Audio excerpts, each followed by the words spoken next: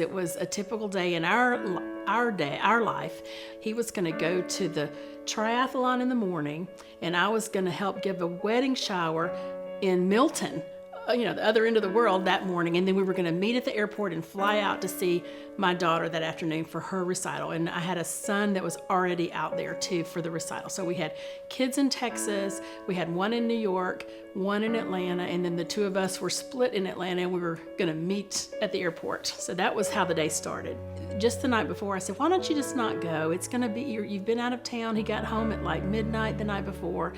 And he said, no, Scott and I are going to go. We're going to do it. It's going to be fun. And then, so he did. He got up at 3 a.m., got all this stuff together, took off down to Peachtree City.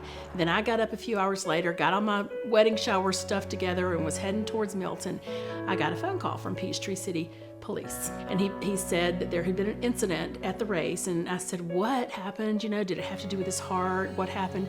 And he said he really couldn't say at that time, but it would be good for me to go to Piedmont Hospital. We heard on the radio the call, patient down on the cart path. My partner and I got as close as we could. I hopped out, went up there and found Mr. Mote and Chief Glennie. We kind of converged at the same time. When we got there, we started compressions first, CPR. I don't know if you've done CPR before. After about 2 minutes of doing it, you're smoked. And it takes one firefighter out of the equation to do something else, like work on airway or deliver medications. So we have a device that's called the LUCAS device. It actually takes over compressions for the provider, and it's big with the changes in the CPR service these days and how we deliver CPR.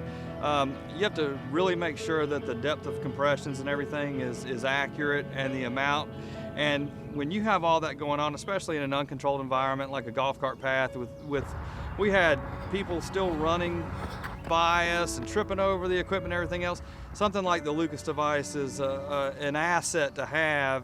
Not having to perform CPR while somebody's being walked through the woods up a cart path, because LUCAS is taking care of it for us, is a lifesaver. It makes a big difference in the actual level of care that's being rendered during that transition. What happened there was just like clockwork, that people knew what to do, they did it, and they did it well.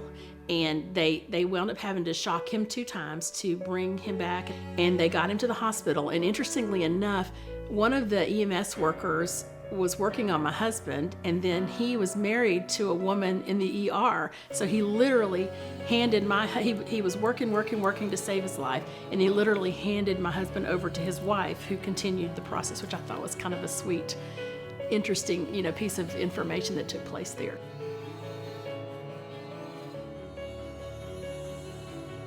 I thank you seems like it's not enough. It's really not. And I brought some goodies down to the fire station here and there, but that's not enough. These people saved my husband's life. And of course God did too, because it's truly miraculous that he was here. His medical records state that he was without a heartbeat for 22 minutes, and that's just something that people don't survive. And so, and he did. And it's been a long haul, but he's still here and he's still progressing. Oh man, I'm glad we had what we had. I'm glad we were able to help, and I'm glad he's up moving around, able to, enjoy his family and his life. It's not like they're doing a job. You could tell they really cared, and that meant a lot to us. So.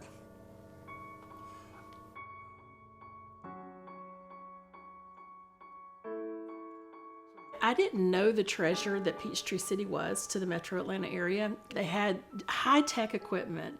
They had very capable and very well-trained EMS workers and so forth. The hospital was top-notch. When we discovered all this, which we didn't know, we were amazed at this treasure that Peachtree City is down there. And so we're just so grateful for that. We're so thankful to God that that Wayne still has time on this earth, and it's really him. Yep. What's next? Mm-hmm.